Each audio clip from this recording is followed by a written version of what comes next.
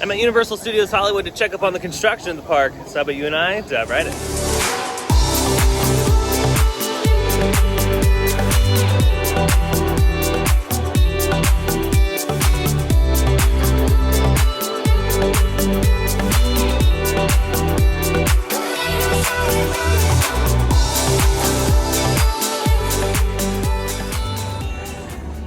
Alrighty, we made it inside the park. It's not too busy today. I think their projection's probably really low. Just during the week, it's just a Tuesday, I believe. Yep, Tuesday. I'm like losing it. I don't remember what day of the week it is anymore. But yeah, what a gorgeous day. It is a little bit windy, so I might have to do some voiceover stuff throughout the video and just give you guys a heads up. It's crazy. Every time I come here to film this, it just looks better and better and better. And they're adding so many more details to it, especially down here at the lower level, the ground level here with the street side. It is looking great. They have all the different marketing decals on the windows. They have the different, like, you know, shop little facades all set up. It looks awesome. I mean, just even the architecture too, like the crown molding at the top, it looks great. I mean, this building right here, the red building, is so accurate to the movie and just so vibrant. When you see this in person, it's crazy. The video does not do the paint job justice for sure.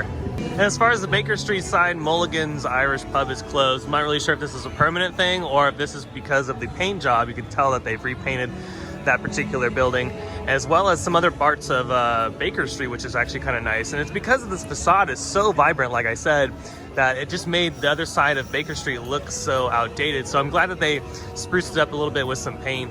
And yeah, everything's looking fantastic. But yeah, again, I'm not really sure if they're going to reopen this or not. I would assume they would try to, because I'm sure this is a good, you know, revenue generator for this area of the park.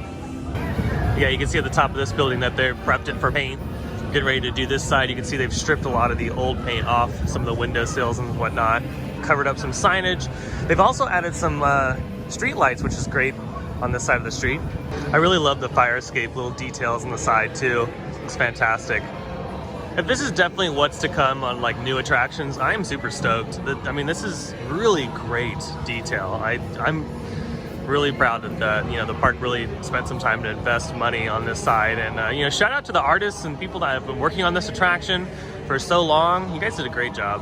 Here in the Universal Plaza, you got a couple more days left to celebrate Lunar New Year here at Universal Studios Hollywood until it's all closed up on February 9th. It's the last day to experience all the festivities, and then next year it's the year of the ox, 2021. So it'll be interesting to see what they do for next year's celebration.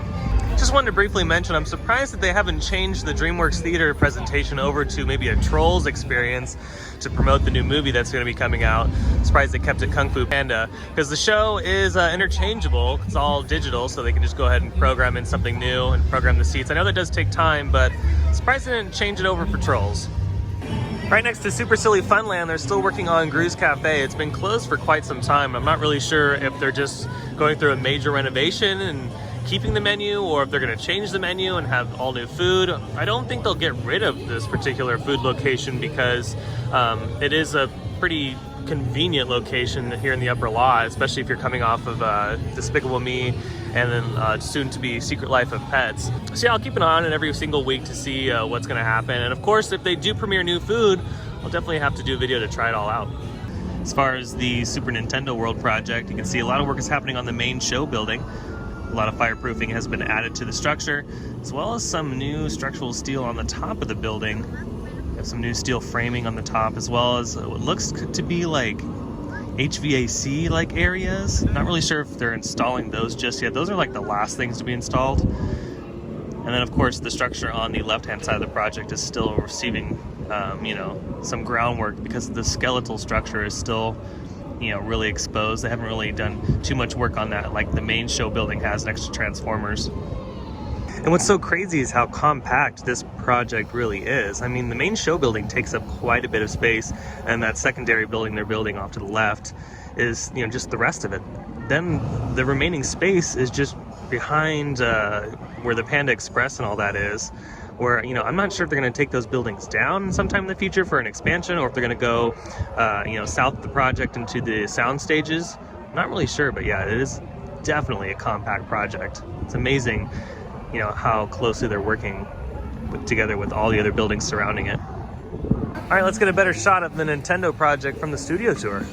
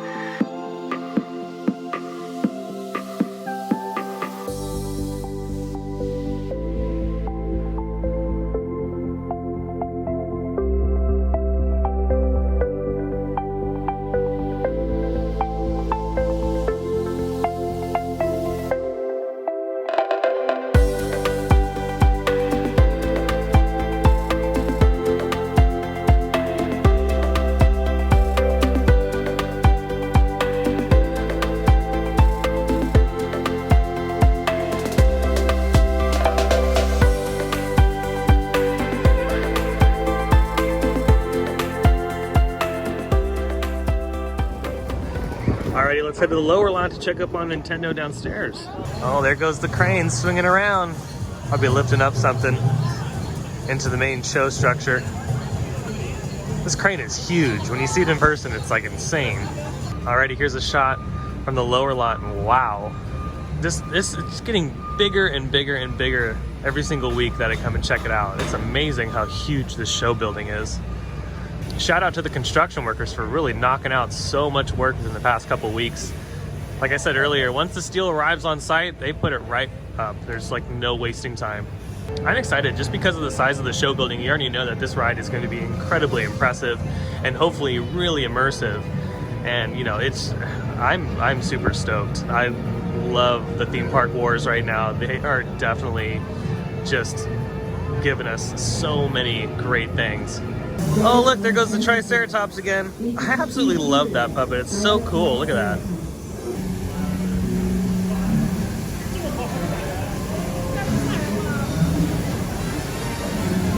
And then very briefly before I close it out, some of the work that's happening at CityWalk, obviously with the NBC Sports Bar and Grill, nothing really too visible this week. And then the It's Sugar facade is being worked on very heavily. It looks like they're completely resurfacing the facade, but It's Sugar is relocated next to Mini Monster, which is the old Element store. And then as far as Hard Rock Cafe, there's some major work happening on the inside of that. And then the guitar and all that fun stuff on the outside is completely gone, and a construction fence is around the location. So quite a bit of work still happening in that area. Well, you know, I think that's going to do it for today's video. I hope you really enjoyed it. If you did, go ahead and hit that thumbs up button. And if you're new to the channel and you love Universal content or theme park content in general, go ahead and hit the subscribe button and notification bell so to stay up to date on every time I post new videos. I also have an Instagram page at Theme Park Obsession, so be sure to follow that because sometimes I post content there that I don't normally post here on the channel. But other than that, I hope you have a beautiful day, and I'll see you next time in the parks. Bye.